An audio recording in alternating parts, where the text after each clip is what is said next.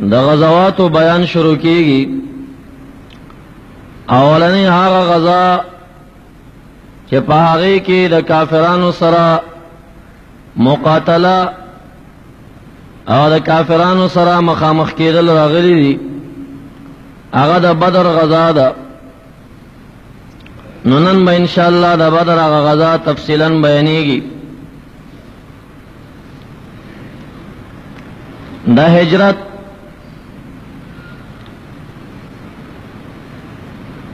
په 18 میاشت باندې یعنی ربیع الاول کې هجرت شو. دا کال مکمل اوته د بل کال د رمضان په میاشت کې. نو د هجرت د 18 میاشتې په 18 تاریخ باندې یا په 14 تاریخ د بدر غزا جوړه شوې ده.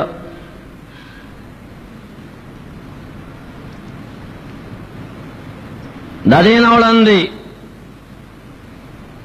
بلکې د هجرت نه مخکې د مکې معظمې په آخري کال باندې د جهاد فرضیت راغلو. نبی علیہ الصلوۃ والسلام حضرت حمزہ رضی اللہ تعالی عنہ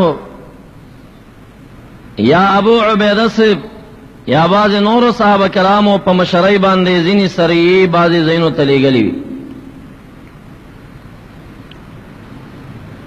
نبی علیہ الصلوۃ والسلام ته دا پیغام راورسید چې د مکې معظمې خلکو هر کورنۍ او هر خاندان ډېر زیات قیمتونه شام ته لېږلي دي او یو لویه قافله یې د تجارت برابره کړې ده. 10 کسان د دې قافلې سره استازي ولار روانو. ټوله قافله په زرو اوښانو باندې مشتمله وه. غریب نه غریب کور د مکې معظمې هغه و چې په دې کې 1 مثقال سرو زرو قیمت لېږلی و. ورنه داسې خاندانونه ورکي وو چې هغوی په سوونو مثقاله سره زر په دې کې د تجارت دپاره لېږلي وو. نو نبی علیه الصلاة والسلام 2 کسان طلحه ابن عبید الله او حضرت سعید ابن زید رضی اللہ تعالی عنہما دا 2 صحابه کرام په دې باندې مامور او مجبور کړل چې ځای لاړ شي او د کافرانو چې ابو سفیان مشر دی د دې دغه لښکر د دې دغه قافلې د تجارت اندازه ولګوي چې دا کومه ساحې تر رسیدلې ده. صحابه کرام د شام مشهور لار چې مکې معظمې ته تللی وه د هغې په خوا شا کې ګزمې کولي که دا قافله په موږ راشي چې رسول الله مبارک ته خبر کو. د نبی علیه السلام دا اراده وه چې دا قافله په ډېر څه باندې بار ده دا به ترې راستنه کم چې کله د کافر سره د جنگ اعلان وشي نو بیا به یې مال هم ترې اخلي او چې به مخه درغی نو وژنې به په دې به د مسلمانانو تقویه وشي. څه پیغام دی دواړو صحابه کرامو رانوړه. یو 2 نور کسان نبی علیہ الصلوۃ والسلام لېږل. بس ابن عمر او عدی ابن ابي الزغباء رضی اللہ تعالی عنہما دې دواړو ته وی چې تاسو دواړه لاړ شئ د ابو سفیان د قافلې خبر را تراوړی.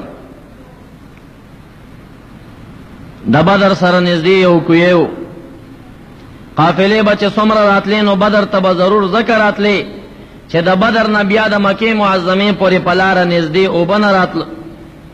دلته به خپل اوښان او ځانونه په اوبو سیراب کړل نو بیا به تلل دلته یې واړول. ابو سفیان بدر سره نږدې د یو غره په اړخ کې قافله هلته واړوله. جدی نومي یو کس و هغه ته یې وی لاړ شه د بدر کوهي ته معلومات راوړه چې دلته د نبی علیہ السلام څخه استازي خو بنئ راغلی، هغه ته هلته ګونګوسۍ رسېدلو چې دا قافله به مروغه نه تېرېږي. جدي چې راغی د بسبس او د عدی بن ابي الزغبا رضی الله عنهما سره ملاقات شو، خو خبرې ورسره ونه کړې.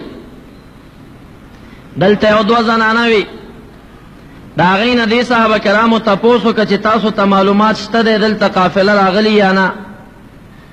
دوه جنکو ورته ووي چې راغلې نه ده، خو لنډو شپو کې به قافله راورسېږي.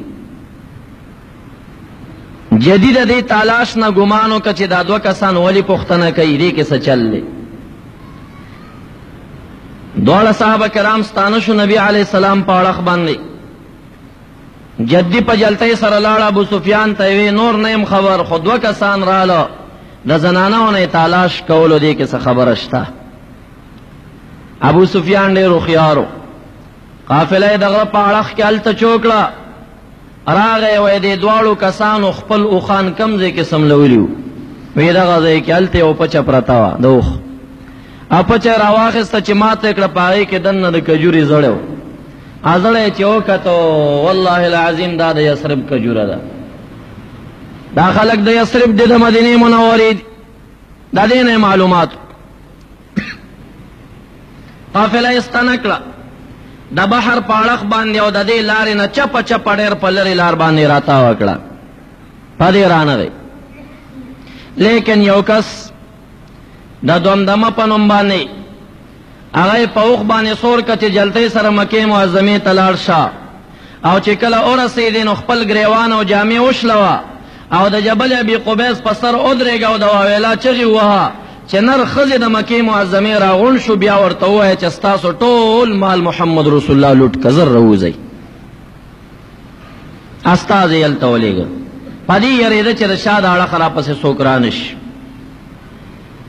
نبی علیہ الصلاۃ والسلام د مدینې منورې نه را روان شي.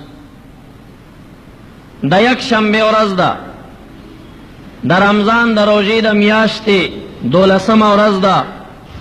د سحر مونځ چې وشه، نبی علیہ الصلاۃ والسلام اعلان وکړه ما سره د دوو شیونو وعده شوې ده، یا به دایي چې عیر به وي یا به نفیر وي، یعنی یا به جنگ سره مخامخ کېږم یا به قافله د تجارت روغه راولم، تاسو کې که څوک ما سره ځئ نو تیار شئ. 14 د پاسه 300 صحابه کرام راووتل، په غاړو کې تورې اچولې وې. نبی علیہ الصلاۃ والسلام ته راله، یا رسول الله موږ تاسو سره ځو. هلته د نبی علیہ السلام ترور د عباس صاحب خور د بی بی عاتکه د شپې خوب ولیده، مکه معظمه کې ده چې د جبل ابي قبیس په سر باندې یو سړی په اوښ باندې سور دی، یا د بطحانه راښکاره شو، آواز یې وکړه وویله اے د مکې خلکو راغونډ شئ، په 3 شپو کې خپل مړي راغونډ کئ. بیا حرم شریف ته دننه شوه او بیا دې غره ته وخته، جبل ابي قبیس ته یو کاڼي تیله ته ورکړه. خوب ګوري دا کاڼی زره زره شه او د مکې معظمې هرې کورنۍ ته د دې کاڼي زرې ورسېدې. سهار ورور ته وایي عباس صاحب ته چې بېګا مې داسې عجیب خوب لیدلی دی، خو چا ته وایه ما. ولید د عباس صاحب مخکینی انډیوالو، هغه یې ویل که وایي داسې خوب زمونږ خور لیدلی دی، خو دا حل چاته مه وایه. هغه لاړو، ابو جهل لعین د لویو کافرانو سره په مشوره ناست دی. ولید ورته وایي د عباس صاحب خور بی بی عاتکې داسې خوب لیدلی دی. ابو جهل لعین غصه شو، راغی حضرت عباس صاحب ته دروازه وټکوله، هغه یې بهر ته راویستو او په سختو الفاظو یې ورته ووي اما رضیتم ان تنبأ رجالکم حتی تتنبأ نساؤکم. دومره کافي نه ده چې نارینه هم د پیغمبرۍ دعوې وکړي، اوس تاسو خاندان کې ښځې هم د پیغمبرۍ دعوې کوي. سخت سخت خبرې عباس صاحب ته وکړي. 3 شپې به زه انتظار کوم، که 3 شپو کې څه خبره مې وانه اورېده بیا به زه داسې لیکم، یو خط به لیکم او ستاسو په دروازه به ځوړندوم چې په ټولو عربو کې د رسول الله د خاندان نه دروغجن خاندان نشته دی. لا یزو عباس صاحب خفه دی. بی بی عاتکه ورته وی تا ته ما وی چې ګوره دا خوب دی چاته مو وایا. دا خاندان جنکۍ راغونډې شوې. حضرت عباس ته پیغور ورکا ویستا وراره محمد رسول الله نارینهو کې بستا تربور خبرې کولې، اوس تا په زنانو کې خبرې کوي، تا ته په دې غیرت نه درځي؟ عباس صاحب وی دا خبرې م ډېر زور راکړ، ډېر غوسه ما وی چې درېیمه ورځ راشي او که دا خوب رښتیا شو خواصې به م دی ذلیل وي، او که رښتیا نه شو دی به راځي ما ته به څه خبر کوي، بیا به زه د دې خبرو انتقام ته اخلم. یو شپه تېره شوه، ابوجهل راغی دروازه یې وټکوله، وی 2 شپې درته پاتې دي. دویمه شوه روز تېر شه، درېیم شوه روز تېر شه او ماښام ته لږ ټیم پاتې دی. ابوجهل لعین وی زه د کوره را روان شوم، جنګي خول مې په سر که، ځان سره مې پټه سلا راواخېسته. ما وی اوس به ابوجهل خوله خلاصوي او زه به په ابوجهل ګزار کوم. زه هسې م غوسه وم، زنانو پیغور را کړی وی چې د حرم شریف په اړخ رالمه، ګورم چې د جبل ابي قبیس د اړخ ابوجهل منډې راوی او ورخطا دی. وی ما ورته وی ودرېږه څه قیصه ده، خدای دې وشرموه.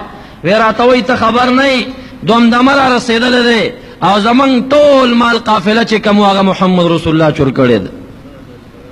پیغام راغی دومدمه را ورسېده چې خلک راوتي دي او که خپل مال بچ کول غواړئ نو مخې ته راوځئ. اعلان یې وکړه یا به را سره جنګ ته ځئ او که څوک جنګ ته نه ځي نو هغوی به د یو د جنګ کوونکي قیمت ورکوي. 900 کسان کافران برابر شو.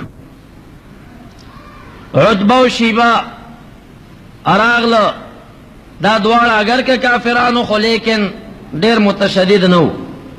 ابوجهل ته وایي منگ تا دا سے پیغام راغلے چا ابو سفیان قافلہ چپا لے گلے دا او چار کل قافلہ ستانا شوی دا نو مزا جنگ تا. عقبیب دے بی معیت یو چادری و برقہ پیدا کڑا او دی ابو جہل لعین درنجو کسوڑا پیدا کڑا. عتبت راولا عقبیب نے بی معیت ورتوی ہاں دا چادری واغون دا تخو خزای.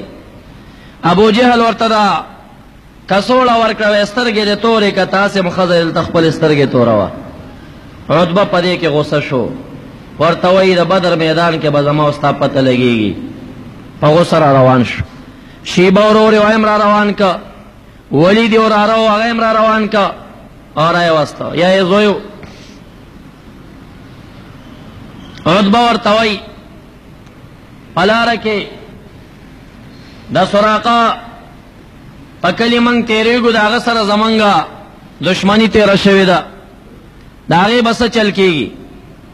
ابلیس لعین دا غی کلی دا مشر پشکل چه سراقاو خواتا گیره پریخی دا غی دا مشر پشکل را غی وی ولی لانجا کی ویستاسو نیریگو اس کا بدر تزو لارمو پتاسی دا تاسو نیر لرو چه دا زارمولی انتقام را نوان اخلی وی رازی زستاسو دا غی قوم مشریم زما پکلی کې بتاسو تاسو غغم نه کوي. د لاس نه ابو جهل لعین ونی وزان سره روان ک. دا لعین تراغ زی روانو خید بدر میدان ته ورسول او چې کله جبرئیل علیہ السلام سره د فرشتو را کوش نو د خولی د کنه د چې دا حل ولید و انی ارا ما لا ترون. قرآن لسمه سفاره کې د دې وضاحت کوي وَإِذْ زَيَّنَ لَهُمُ الشَّيْطَانُ أَعْمَالَهُمْ. اغا خیات کئی چه خیستکا مشرکانو تا شیطان عملو نددائی، شیطانو تاوی در خکار کے لگیائی روزائی. وَقَالَ لَا غَالِبَ لَكُمُ الْيَوْمَ مِنَ النَّاسِ. او شیطان وعدو سوکا چه پتاسو بانی نمرز دخل کن سوکم غالب کے دینش. وَإِنِّي جَارٌ لَكُمْ. یقینا زستاسو امدادی مرگریما رازائی. فلما ترات الفئتان نکس علی عقبی. ہر کله چې دواړو ډلو یو بل سره ولیدل، ابو سفیان ډلې او د ابو جهل ډلې او د نبی علیہ السلام ډلې خپلو کې یو بل ملاقات شو. نکس علی عقبی پپنو شیطان رستو شو تختیدا او مخ راوهړو انی بری منکم انی ارا ما لا ترون. اے مشرکانو د تاسو نه بیزاریم، ما ته یو څه په نظر راځي چې تاسو یې ګورئ نه. فرشتي ولیدي، تاسو ته فرشتي نه ښکاري، فرشتي نازلې شوي دي. ایسے سراقه چې د کافر په شکل ورته راغلی، ابلیس تی لاړه او دې دومره لرې وتښتېده حتی که چې ساحل د بحر ته ورسېده. او چې بحر ته ورسېده رستو یو کس ایمان راوړی دی، وی زه د بحر په غاړه ولاړم چې سراقه راغی. دا لاسونه یې داسې اوږده کړه او چغې ووالې چې خدایه تا چې څه وعده کړې وه همغه دې وکړه. نو داسې چغې د خولې نه ختې. وی لږ رستو مې چې وکتل بیا نه ښکارېده. وی ما وی دا خو سراقه نه دی، دا خو څوک پیری دی. رستو مې د رسول الله مبارک نه واورېدل چې دا ابلیس لعین د سراقه په شکل دلته راغلی و. وتښتېده. انی اخاف الله، وی زه د خدای نه یریږم. دی یې میدان ته راورسول. نبی علیه الصلاة والسلام د هغې اړخه را روان دی.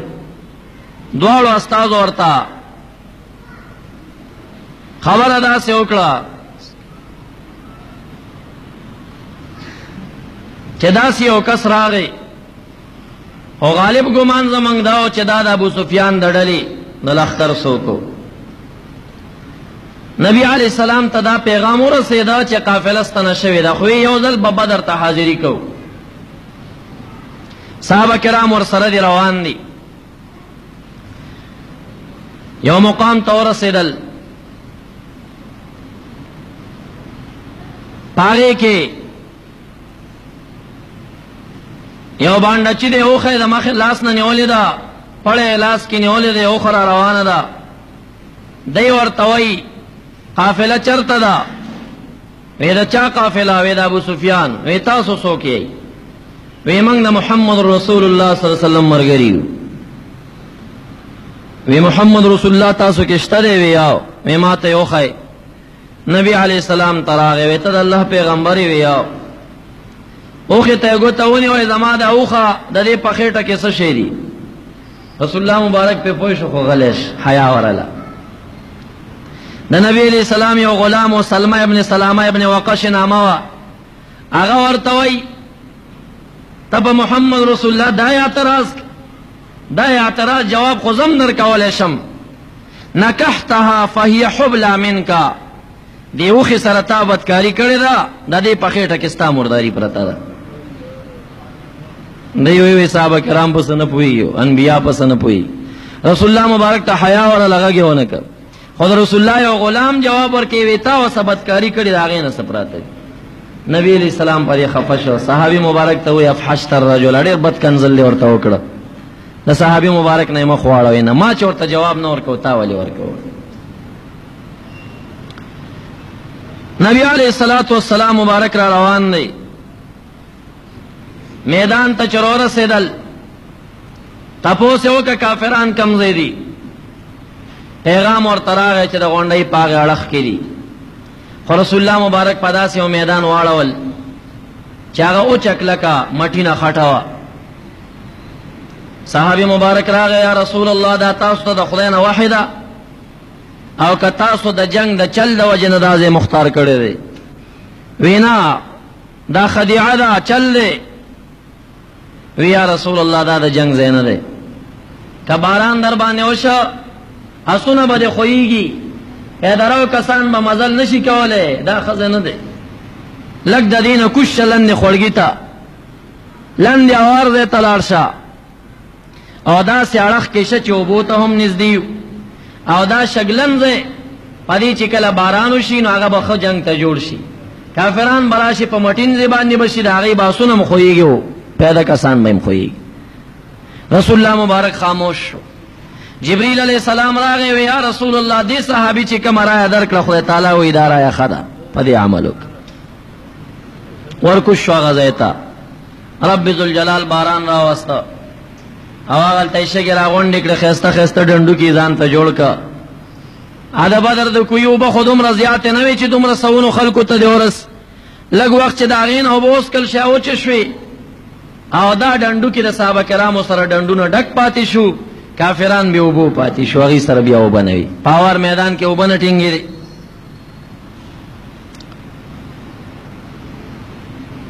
نبی علیہ الصلوۃ والسلام چې د کافرانو لښکر ولیده، صحابه کرامو سره مخکې نه د مدینې منورې دا فیصله کړې وه چې تاسو باندې چا حمله کوله او په ما یې کوله زمانه به دفاع کوئ. اوس خو رسول الله مبارک بهر ته ایستلی دي. نو نبی علیہ السلام تقریر شروع کړ. په تقریر کې صحابه کرامو ته دا خبرې وکړې، د جهاد تلقین ورکا. ابو بکر صدیق سے پاسه دا یا رسول الله من ستا په هر حالت کې اطاعت کو او چې تاسو وړاندې کېږئ موږ به وړاندې کېږو. رسول الله مبارک هغه ته سم ونه وی، الله دې خیر درکړي کېنه. د نبی علیہ السلام دا مقصدو چې ته خو مهاجرې، ته خو باسم زما سره ملاتړ کې زمونږ د کلي، زما مقصد د مدینې منورې په خلکو کې دی. بیا یې اعلان وکړ د جنگ تلقین ورکا. عمر فاروق سے پاسه دی یا رسول الله موږ هر وخت کې ستانه مخکې رستو قربانۍ ته تیار یو. وی الله دې خیر درکړي کېنه. پدریم آواز سره حضرت علی رضی الله تعالی عنہ آواز ورکا. رسول الله مبارک بیا هغه تم وی کېنه. پس څلورم ځل باندې حضرت مقداد ابن الاسود رضی الله تعالی عنہ اگر پورته شو دا د انصاریانو یو نوجوان هلکو. یا رسول الله صلی الله علیه وسلم موږ د موسی علیہ السلام امتیان نو چې هغه کله ورته وی چې ما سره لاړ شئ زما جنگ دی، قومیانو ورته وی فاذهب انت وربک فقاتلا انا هاهنا قاعدون. ته رب دې لاړ شئ او جنګېږئ موږ به دلته ناست یو. نه موږ ستا امتیان یو، موږ به نقاتل امامک وخلفک ویمینک وشمالک، ستا مخې ته ستا شاته ستا ښی اړخ او ستا چپ اړخ به موږ جنګېږو، موږ ستا امتیان یو. صحابه کرام وایي رسول الله مبارک دومره خوشحال شو چې موږ یې مخ ته وکتل داسې سور وپړقېده د خوشحالۍ نه. د انصارو صحابه کرام وایي زمونږ هر یو په زړه کې دا تمنا راله چې کاش دا جواب رسول الله ته ما ورکړی دی چې نن محمد رسول الله زمانه ډېر خوشحال شوی دی. نبی علیہ الصلوۃ والسلام شپه د منځو شو. د شپې نه صفونه تیار کړو. سهار کې چې کافران یو دم راښکاره کېږي چې زمونږ صفونه برابري. 313 صحابه کرام دي، 900 کافران دي. هغې بدبختو سره ټول زغره 200 زغرې ورسره دي او مسلمانان چې کوم دي څوک 7 یادوي، څوک 11، څوک 2 یادوي، دا زغرې دي. د هغې سره 100 اسونه یو روایت کې راځي بلکې 200 او صحابه کرامو سره 2 اسونه دي او د کافرانو سره 900 اوښان دي. او صحابه کرام چې دي د دې سره بعض روایاتو کې خود راځي او په بعضو کې 80 اوښان راځي چې دې سره 80 اوښان دي. خو په هر لحاظ سره صحابه کرام تورونه کمزوري دي، د سلانه کمزوري دي، یو ناڅاپي د کافرانو سره مخامخ شوي دي. صفونه برابر کړو. 3 جنډې نبی علیہ الصلوۃ والسلام جوړې کړې. د دې نه مخکې لا جنډې نه وې تړل شوې د جهادونو.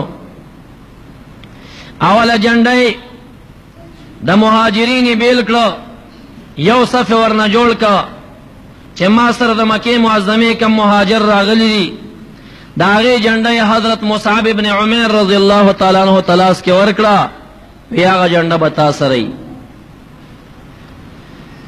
دویمه جنډه د مدینې منورې خلک 2 قومو، اوسیان او خزرجیان. د خزرج د قوم جنډۍ حباب ابن المنذر رضی الله تعالی عنہ تلاس کې ورکړه. د اوسیانو جنډۍ حضرت سعد ابن معاذ رضی الله تعالی عنہ تلاس کې ورکړه. 3 صفونه برابر کړه او نبی علیہ الصلوۃ والسلام مبارک چې کله صفونه برابرول په دې صفونو کې 3 کسانو چې دا مبارکان لږ کاږه ولاړو. 3 واړه نبی علیہ الصلوۃ والسلام سره یو غشو او څوک وایي چې امسا وه، په دې امسا باندې داسې ووهل. دا 2 صحابه کرام خاموش شو، غلی شو، هېڅ هم ونه وی. دا یو ورته په هغه میدان کې وایي یا رسول الله اوجعتني، زه خو دې ډېر خوږ کړم.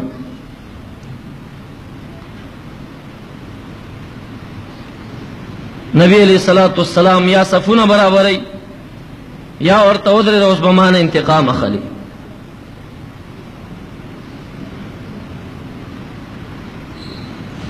ورته وی یا رسول الله ستا په وجود خو قمیص دی زه خو بربن یم نبی علیہ الصلوۃ والسلام لمن راوچته کړه دی خوا تا خوا کافران ولاړ دی دی ته مسلمانان صفونه تیاری دی صحابي مبارک نامه چې وا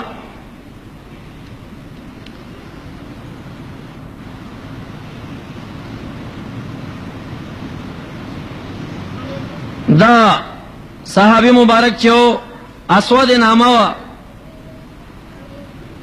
سواد ابن زید نامه وا در امنډ کړه د نبی علیہ الصلوۃ والسلام شاته مهر نبوت چې د دواړو غو په منځ کې لګیدلو هغه شونډې کې خو یو خپل کړه رسول الله مبارک ورته وی دا کار دی ولې وکړه یا رسول الله تاسو ته پته ده چې زه په څه حال کې یم اوس لږ مخکې مرګ را روان دی ما وی چې زما د وجود یو ځل ستا د وجود سره ولګېږي که الله ستا د وجود په برکت ما ته مغفرت نصیب کړي او دا دو صحابه کرام چې حضرت زید او حضرت عکاشہ رضی الله تعالی عنہما دې دواړو مبارکانو دا خبره زړه کې وساتله کله چې رسول الله مبارک وفات کیږي او دا غي نمخ کې جمعات تر وته اعلان وکړ چې چا په ما باندې صحت ایمان انتقام واخلي هغه ځکه حضرت عکاشہ رضی الله عنه راغی یا رسول الله د بدر میدان کې رضا پامسا وهله مثبت انتقام اخلم نو عکاشہ صاحب اوسو کوئی زید صاحب په هغه ځکه خپل انتقام سره بلکې د نبی علیہ الصلوۃ والسلام هغه مهر نبوت خپل او نبی علیہ السلام د عکاشہ په شان کې او فرمایل څوک چې جنتی تندی ته ګوري هغه د نن د حضرت عکاشہ تندی ته وګوري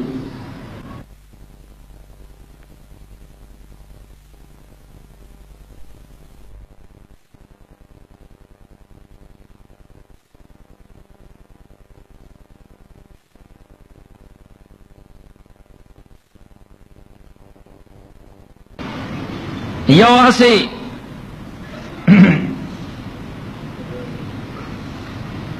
مقداد ابن عمرو الحمدانی تا ورکړه او دویم اسی مرصد ابن ابي مرصد الغنوي رضی الله تعالی عنہ ته نبی علیہ السلام ورکړه رسول الله مبارک یو وخت شو یو سفر ورته داسې جوړ شو په دې سفر کې دنه په مانځ باندې ودرېدو د سفر په دروازه کې یو اړخ ابوبکر صدیق رضی الله عنه پیرادار شو او په بل اړخ باندې حضرت سعد رضی الله تعالی عنہ پیرادار شو رسول الله مبارک 2 رکعات منځ وکړه پس دا هغه نه لاسونه وګد کړه صدیق اکبر رضی الله عنه فرمایي دومره لاسونه وغځول چې د نبی علی السلام د خرګونو سپینواله ما ولیدو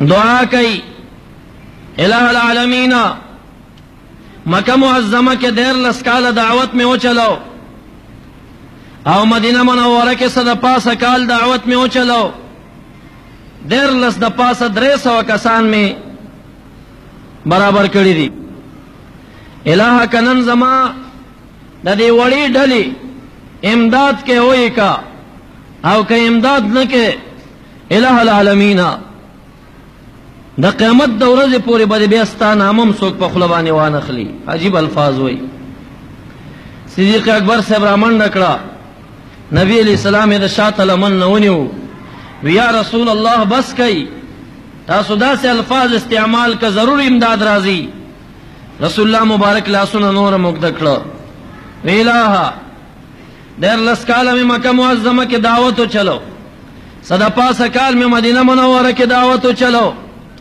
300 دیر لس کسان میں برابر کړی دي الہ که زما د وړي ډل امداد کې وای کا او که امداد نه کې نو د قیامت د ورځې پورې بلې څوک نومم په خوله وانخلي خو چې دریم کرته نبی علیہ السلام لاسونه وګد کړه او دعا یې وکړه مخامخ غونډۍ باندې ګردونه ښکاره شو رسول الله مبارک صدیق اکبر صاحب توئی ابشر زیر قبول کا مخامخ غونډۍ ته وګوره غونډۍ د تخکاری ویاو وی پدی کې سړي وی ګردونه دي ودا د جبرئیل علیہ السلام د زرو فرشتو سر را نازل شو حضرت علی رضی اللہ تعالی عنہ فرمائی ویزه په دغه آن کې چې جبرئیل علیہ السلام راته د بدر د کوی په غاړه باندې او ما بوکره او چتول چې یو شدید باد راغی دویم باد راغی دریم باد راغی رسول الله مبارک تعالی داسې بادونه دي وی ما توی پاول بات کی جبریل علیہ السلام زرو فرشتگانو سره راورسید او په دویم بات کی میکائیل علیہ السلام د زرو فرشتو سره راورسید او په دریم بات کی اسرافیل علیہ السلام د زرو فرشتو سره راورسید د شپې نه عتبہ ابو جهل ته پیغام ولېږه چې تا ما ته مکه معظمه کې پیغور را کړی چې ته ښځی سبا به زما او ستا غیرت معلومیږي میدان ته بوځو دا ټولو نه اول عتبه راغی ورور شیبه ورسره دی او راره یا زوی ولید ورسره دی ادرېد البراز البراز یا محمد ابن عبدالله اے د عبدالله بچیا یا محمد رسول الله پهلوانی تر راغلم ما ته څوک مقابلې تر وباسه د مدینه منورې غیرتمن صحابه کرام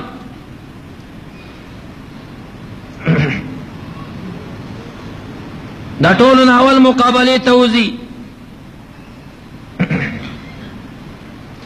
حضرت معاذ رضی الله عنه معاوض رضی الله عنه عبدالله ابن رواحه درې واړه راووتل توری غاړو ته اچولې دي وی یا رسول الله اجازت وکړئ د دې درې واړو کسانو مقابلې ته موږ وځو موږ د یوې کورنۍ یو رسول الله مبارک چې ورته وکتل وی تاسو لږ غلي شئ عتبہ آواز وکړ تاسو څوک یئ وی موږ د مدینې منورې انصار یو وی تاسو زموږ سیل نه یئ موږ ته به د محمد رسول الله د خاندان خلک روزي نبی علیہ السلام پاسے دو قم یا حمزہ قم یا علی قم یا عبید ابن الحارث خپل ترا حضرت حمزہ تے آواز کا اے حمزہ رضی اللہ عنہ پاسے گا ترزوی حضرت علی سے تے آواز کا پاسے گا او عبید ابن الحارث تے آواز کا چ پاسے گا درې واړه د خپل خاندان کسان راووتل پسر باندې جنگي خولونه و عتبہ ونه پیژندا وې د اثر نم ټوپیګانې لږ لرې کوي چې موږ مو پیژنو چې تاسو څوک یئ حضرت حمزه ورته وایي انا حمزه ابن عبد المطلب زه عبد المطلب زوی حمزه یم د محمد رسول الله تره یم حضرت علی صاحب ورته وایي زه د ابو طالب صاحب زوی یم حضرت علی یم عبیدہ بن الحارث ورته وایي زه عبیدہ یم ویاو ډېر ښکلی سیل اوس راووته همغه وه چې عتبہ او حمزه سره په مقابله شو شیبه او عبیدہ ابن الحارث په مقابله شو ولید نوجوان او حضرت علی صاحب هم تازه ځوان او دا دواړه په مقابله شو د لږ ساعت جنگ نه رستو حضرت حمزه په عتبہ باندې کامیاب شه مردارې که حضرت علی صاحب په ولید باندې کامیاب شه مردارې که او شیبه چې په عبیدہ باندې راغی حضرت عبیدہ یې پرې پونډۍ باندې ووهه پونډۍ یې زخمي شوه حضرت حمزه صاحب او حضرت علی صاحب را فارغ شو دواړه راله او شیبه یې په شریکه مردار که درې واړه کسان مردار شو د دې نه وروسته شدید جنگ شروع کېږي جنکۍ ورکې تمبل وهي خپلو مړونو ته پیغورونه ورکوي جنگ شروع دی لیکن فرشتگان په امداد کې راغلي دي ډېر کسان چې د صحابه کرامو سره مخامخ کېږي نو خپل سټې په توره ووال شاخوا پرېوځي حتی کې یو کس رستو بندیانو کې راوستی شوی دی نبی علیہ السلام آواز وکړه چې دا چا بندي کړی دی دی چا تړلی دی ټول صحابه کرام غلي دي دی راوسته وایي ته چا وتړلی وی یو سړی راغی زه یې وتړلم ما پېژندو نه نبی علیہ السلام دا یو فرشته راغلی د فرشتې تړلی دی عکاشہ رضی اللہ تعالی عنہ مبارک لاس کی توره ماته شوه وی یا رسول الله توره را سره نشته دی نبی علیہ السلام یو د کجوري ډکې ورکې وی دا واخله ستا لاس کې به د تورې کار کوي هغه وی ما چې لاس کې ونیوه د شام او د یمن د تورو په شان سټونه به یې قلمول دا د رسول الله مبارک معجزه وه جنگ شروع شو. خو صحابه کرام دومره په غیرت راغلیو چې 313 کسانو د فرشتو په امداد باندې 950 کسانو کې 80 کسان مردار کړه. 80 یا ابن امام واقدی وی 50 کسان بندیان ته راوست وې تړل او نور کسان په شکست او په تخت باندې لاړ. عبدالرحمن ابن عوف فرمائی ویزا ولاړم ما ته یو دوه ماشومان رااله څوک معاذ او معاوض ابن عفرا یادای او بعض تاریخونه وایي چې نه معاذ او معاوض په دې وخت کې د غټ عمر خاوندان دي. دا دوه نور ماشومانو راته وایي عبدالرحمن ابو جهل کم یو دی وی ما ورته وی چې په ابو جهل څه کې وی موږ ته مور ویلي دي چې ابو جهل یو سړی دی او مکه معظمه کې محمد رسول الله ته ډېر کنزل کړي. زه لاړ شئ یا ځانونه قربان کوي یا ابو جهل مردار کوي. موږ راغلي یو موږ ابو جهل نه پرېږدو. هغه ورته وایي ماشومان یې ځئ هغه سره پیرداران دي وی موږ تر هغې نه ځو تر څو چې خپله یا شهیدان نه یا مو ابو جهل مردار کړی نه وی ما ورته په اشاره وښوده چې پاس سور دی دقه ابو جهل دی. عبدالرحمن ابن عوف فرمایي زه بل اړخ ته لاړم چې مخ مې راواړو چې کتل مې واړه ماشومان د بازانو په شکل حمله ویوړه او ابو جهل لعین باندې ګزارونه وکړ چې ما کتل ابو جهل لاندې لاس نه راګزار شي. اکرمه ابن ابي جهل راغی په دې یو ماشوم یې ګزار وکړه د ماشوم مټو لګېد هډوکی مات شه پوټکی پاتې شه د قدم د لندې کې خو د رایې ښکلا سې لرې وغورځو او په چپ لاس باندې بیا د هغې مقابله یې شروع کړه. خو بالاخره کافران وتښتېدل او یا کسان پکې مردار شل 50 یا 80 بندیان ونیول شو.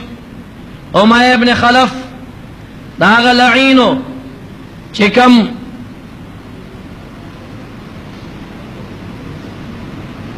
بلال حبشی رضی اللہ عنہ به مکه معظمه کې پشګو سملاو دا امیه ابن خلف چا باندې راوسته پیما رسول الله مبارک ته بوزي کمی وجنی کرانه فدیه اخلي ورکومای. جنگ ختم شوه دی بلال حبشی صاحب لګیا د صحابه کرامو توړاږي خدمت کوي چې سره را پورته ک ګوري امیه ابن خلف روان دی یو دم لاسونه پوړو کا کړ دی وړي په ځای باندې پرې خو دا رامنډه کړه پیدا امیه ابن خلف عدو الله د خدای دشمن لا نجوت ان نجا قوم ابن خلف در نخلاص شو ګوره بلال کامیابیږي نه مې پرې دی. څوک عاصم سے بیا دی څوک بل صحابي را دی اور رسیدا او سیم لو بلال حبشي ورته په دې سینه باندې کېناستا او بل صحابي راغی په دې خېټه کې ورته تور وردن نکړه د ملا هغه تیری چغاو کا आवाज وکا مردارې کا او څوک وایي چې ژوندی رسول الله مبارک ته راوسته رستو نبی علیہ السلام چې بلال صاحب ته وکتل بلال صاحب د غصې نه پرشیږي ویا رسول الله ما ترا کې دې زنه پرېدم مکه معظمه کې د پما ډېرې سختۍ تیرې کړې دي. نبی علیہ السلام عاصم صاحب ته وایي امیه مه پرېږده سټ ته پرې کا. عاصم ابن کلیب رضی الله عنه راغی داسې امیه ودرو او سټ یې تې ووهه لرې یې تېنه وغورځو. خو صحابه کرام ډېر په غیرت راغلیو. حضرت سعد صاحب فرمایي وی زما پلارو زه روانو جنگ ته وی پلار مې وی چې زه به ځم ما ورته وی زه به ځم وی حتی که موږ دواړو خپلو کې پچه واچوله پچه زما وخته هغه سعد صاحب مبارک د جنگ میدان کې شهید شو. حارثه ابن سراقه یو بل صحابي دی پلار وفات شوی دی د یو کونډې بچی دی یتیم دی چې رسول الله مبارک مدینه منوره کې اعلان وکړ چې زه بدر ته ځم ما سره څوک ځي دی راغی مور ته وایي مور یې ما ته اجازت وکړه زه محمد رسول الله سره جهاد ته ځم. مور یې په ژړا شوه وی ما ته ته ډېر ګران یې اوس ته ما پرې دیو مان روانېږي. هغه ورته په خپو کې سملاسته زارې ورته شروع کړې. ډېر زیات عذر ورته وکړه چې خیر نن مې پرېږده. مور ور باندې رحم راغی. وی بچیه لاړ شه خو که ژوندی پاتې وي زر به ما ته راځې، ستا فراق زه نشم برداشت کولی. اتفاقي د بدر نه اوبه راوباسي، صحابه کرامو غشي ویشتل په خطایي کې د صحابي نه ولګېده، مبارک شهید شو. څوارلس صحابه کرام په بدر کې شهیدان شوي دي، یو پکې دی شهید شو. کله چې صحابه کرام مدینې منورې ته را روان دي، یو کس چې راځي مورې کونډه ده، د بچی په غم کې بهر ته راوتلې ده، مدینې منورې نه د قبا پورې منډې راوالي دي، هلته ولاړه ده. او چې یو مجاهد راشي ورته وایي زما زوی حارثه ابن سراقه څه شو؟ وی موږ نه دی لیدلی. بل نه تپوس کوي، حتی کې پشمار 200 صحابه کرامو نه تپوس وکړه. 200 صحابي ورته وایي قد قتل امر شوی دی، وی شهید دی. وینه شهادت غټه خبر ده، هغه د یو بل مسلمان نه لګېدلی دی. یو دمې په ژړا لاس پورې وین رسول الله، این رسول الله، محمد رسول الله چرته دی؟ هغه ورته وی دا دی رستو را روان دی. زنانه منډې کړې محمد رسول الله ته ورله، ورته وی رسول الله صلی الله علیه وسلم زر زر راته ووایه که زوی مې شهیدي خو نه ژاړم، او که زوی مې شهید نه وي نو زه به خدای ته وښیم چې په ځان څه نخرې کوم. مقصد یې دا و زه به ګرېوان شلوم، زه به ژاړم. رسول الله مبارک غلی دی، ورته وایي زنانه ستا څه مطلب دی؟ وی دا راته ووایه زوی مې شهید دی که نه؟ که زوی مې شهید یې ووایه، او که شهید نه یي نو خدای ته به زه وښیم چې په ځان څه کومه. په درېیم کرت باندې چې دا خبره وکړه، رسول الله مبارک ورته وایي اے ساده زنانه ستا دا ګمان دی چې یو جنت دی؟ یو جنت نه دی، انها لجنان، جنتونه ډیر دي. وان ابنک لفی جنت الفردوس الاعلی، ستا زوی چې دی دا په جنت فردوس اوچت کې دی، او هغه جنت الفردوس چې د هغې په چت باندې د خدای عرش دی. صحابي مبارک راوي وایي وی د دې زنانه غیرت ته حیرانم، وایي یا د اوښ کې په دې مخ را روانې وي، خو چې رسول الله مبارک ورته وی چې زوی دې جنت کې دی، وی حق اوښ کې چې په دغه ځای وچې شوې دا اوښ کې راونه څڅېدې. وی یا رسول الله بس نور نه ژاړم چې زوی مې په جنت کې دی. نبی علیه الصلاة والسلام زنانه بیا هم په زوی خفه وه، یوه یې خور وه د دې صحابي، د دې لور وه، هغه ډېر زیات ژړل. نبی علیه السلام ورته وی لږې اوبه راوړئ، او داسې وکړه، بیا یې په خوله کې اوبه واچولې، غرغړه یې وکړه، لاس یې په اوبو کې ووهه، بیا یې زنانه ته وی دلته راشه، اوبه یې زنانه ته په دې لور ته خوله کې واچولې، او بیا ورته په سر باندې واچولې. هغه زنانه فرمایي وایي یا مې د زوی غم په زړه کې و، یا د محمد رسول الله اوبه چې را باندې توی شوې، زه داسې نه وم خبر چې زما هم کوم زوی چېرته و شهید شوی دی.